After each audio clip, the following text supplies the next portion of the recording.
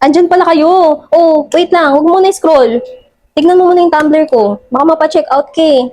Wait lang.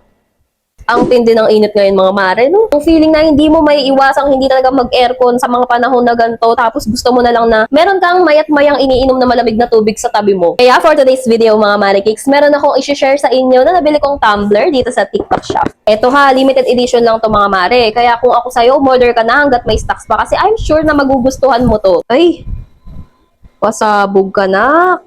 Titignan nyo naman, premium na premium ang itsura.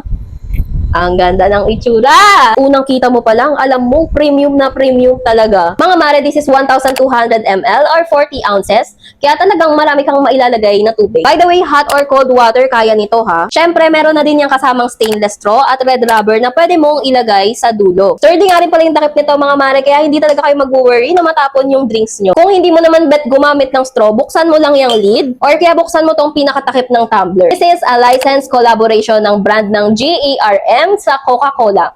'Di ba? Panis. Yung loob nito ay gawa sa premium stainless steel na may 3 times corrosion resistance, kaya naman safe na safe lagyan ng kahit anong acidic drinks. Idagdag mo pa dyan yung 7-layer lock and technology dito. Kaya naman kaya nitong i-retain ang temperature ng ilalagay mong drinks, hot man yan or cold. At mare, ayon nga sa aking pagsasaliksik ay hindi siya agad magmumukhang luma agad dahil nga meron itong scratch resistance. Ay anti-slip din yung ilalim nito mga mare, kaya hindi yan basta-basta madudulas or matutumba. BPA free lahat ng materials na ginamit sa tumbler na to, kaya 100% na goods ang quality nito. Ano pang hinihintay? Ate, deserve mo ng bagong tumbler na ganito. Kaya malaki ka na. Alam mo na kung nasan yung link. Click the yellow basket. I-check out mo na yan.